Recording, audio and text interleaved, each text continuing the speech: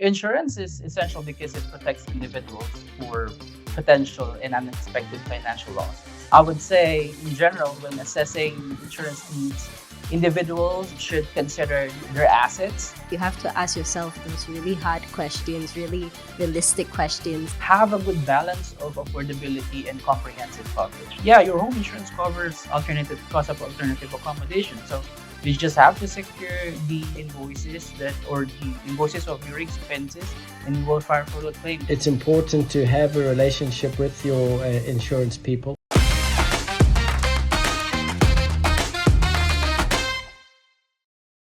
Welcome to the Dxpert Podcast, where we talk about recent markets and finance related topics.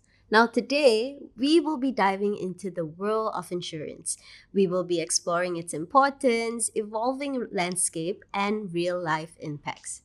Now, today, I'm joined with Larry, an experienced insurance agent based in Dubai, to shed light on these crucial aspects.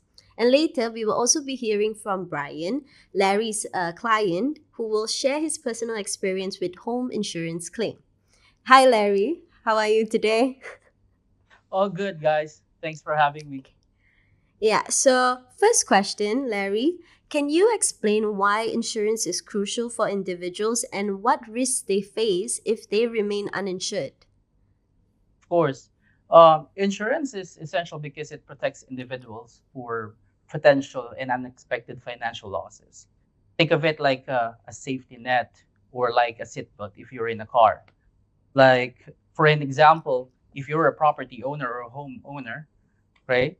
And a fire Mhm. breaks out in your property, it it it you are faced with significant damages, okay, and you are faced with significant repair costs. You may be thinking of expenses like alternative accommodation or even liability to third-party property damages. Without insurance, you could face this financial setbacks. Okay. And what factors should individuals consider when they are assessing insurance needs? Like, how do someone determine whether this is the right amount, the right type of coverage for their specific situation? Right. That's really good question. I think I would say factors could be depends on the insurance that you're planning to take. I would say in general, when assessing insurance needs, individuals should consider their assets, their Mhm. financial liabilities or financial responsibilities, their income. You have to evaluate your assets. Look at your property value. Look at your car, your valuable items. Think about how much it would cost to replace them. Another thing is you have to consider your risk tolerance. Think about how much you could handle paying out of your pocket if something happens. Like, what's the maximum amount that you can, you know, shell out of your own pocket? Another Yeah. thing is that you have to compare your policies, especially like, let's say, if you have a home insurance, you should be considering like the property value, and you have to consider like what are the coverage that I need to have in here. You need to check the potential risks that you're exposed to, or maybe the environment. Is the environment where my home is located prone to flooding? Well, those are the factors. In other aspects, maybe parents. If you're a parent, you may be thinking of getting a life insurance to ensure that your children's future is protected. Okay. True. I would say at the end of the day, it goes back to the question of how much you can pay and how much are Yeah. you can afford to lose. Yeah. And I guess in situations like this, you have to ask yourself those really hard questions, really realistic questions that people don't want to think about. You have to start thinking what could potentially happen, you know? Yes, that's right. Because Mhm. you have to look into it. Like, say you may be investing more in a comprehensive insurance, but think about of a long run, like a long term benefit of it, right? Yeah. It's not always like the cheapest policies is not always the best option. I would advise those individuals who's planning to buy insurance, have a good balance of affordability and comprehensive coverage. That's the best approach. Mm. Okay. And recently, I've seen some news, some very unfortunate news of some floods happening in Dubai. So, given the recent floods that's been happening, how can insurance support clients during such unexpected natural disasters? What specific coverage should residents consider to protect their homes? Right. I mean, in the event of natural disaster like flooding, these events happen unexpectedly. Like you can never know when is it gonna happen, when is it, when is the storm gonna landfall, right? So it is important to have an insurance or adequate home insurance because it protects you for from financial losses caused by flooding, and it supports you in terms of having your family relocated temporarily. Because I have this client who had a claim for alternative accommodation because they were really affected by the flood.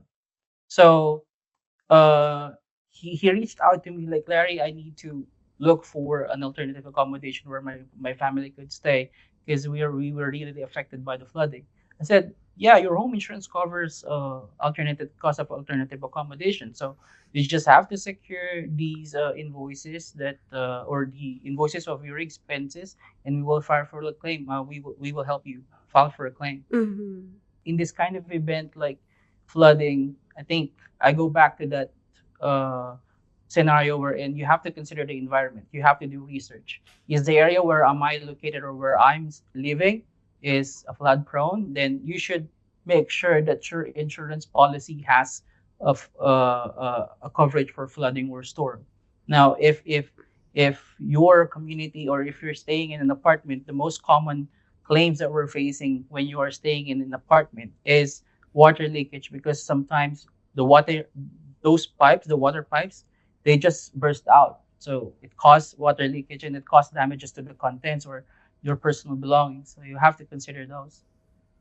Yeah, and I guess hearing what you have to say, like it's also about being mindful, not just buying a property or renting a property. You also need to do your research on, like, what will happen during different seasons. Yeah, it makes sense. And so, can clients customize their insurance policy to better suit their unique needs and circumstances?